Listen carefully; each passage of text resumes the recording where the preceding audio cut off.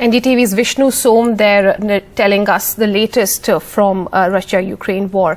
He joins us now live. Vishnu, you've been getting us, the ordeal of people, of their miseries, tales of sorrow and suffering. You're at Irpin, I'm told, in Ukraine. What's exactly happening there, and what do you see around you, if you could update us? So the really big story that is taking place right now is that there are attacks which have been reported in the Kyiv region. This appears to be a tit-for-tat attack which has taken place as a result of a Russian retaliation after the Russian flagship in the Black Sea, the Moskva, was destroyed by Ukrainian missiles. So overnight there are strong reports now being confirmed by various media outlets and in fact stated by Russia itself officially that they've targeted what they say is a Ukrainian military facility on the outskirts of Kyiv. We did have an inkling that there was an attack overnight, but there's no clarity, in fact, on what exactly took place, a number of people who may or may not have died, the extent of the damage which took place either. All we do know is that there were some reports of electricity being disrupted in some parts of the greater Kyiv area. But Russia has never said that it would cease its attacks on the Kyiv region, even though they've actually withdrawn from here. But this is quite clearly associated with the sinking of the Moskva. It is the single biggest sinking of or destruction of a naval warship since the 1982 Falkland Islands War between the United Kingdom and Argentina, because this was no small ship. It was a gigantic ship, 12,000 plus tons. I've been on the Moskva way back in 2003. It was one of the most heavily defended warships on earth, and it's a very significant naval loss to Russia. But now it does appear that the Russians have retaliated, and it comes at a time when there are so many reports that it's just a matter of time, whether it's hours or days, we do not know, when Russia will start its offensive in parts of the Ukraine, perhaps not so much over here, but in the south and the east of the Ukraine. Now, I am presently in the town of Irpin. This is one of the areas where there were huge battles between the Ukrainian forces and the Russian forces. Ashok, why don't you come with me with the camera?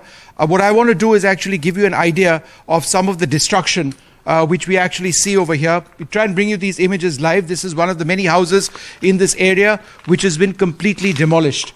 As you can see, there are glass shards everywhere. It's the roof. There's a big roof. There's a hole in the roof, actually difficult to actually see, spot over here, but I'm just going to keep walking over here to give you an idea of how just about every home over here has faced the brunt of attacks. As you can see, glass shards everywhere. This entire fence has come down.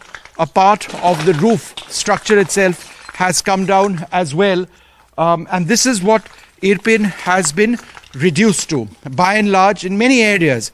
Earlier today, and we're going to be sending you that report in a little while, we managed to get into a bunker where Ukrainian forces actually were fighting against the Russians, and there was complete devastation all around in that apartment block. But we managed to get into that bunker to give you an idea of how they were able to feed themselves, how they had water, etc. for several days.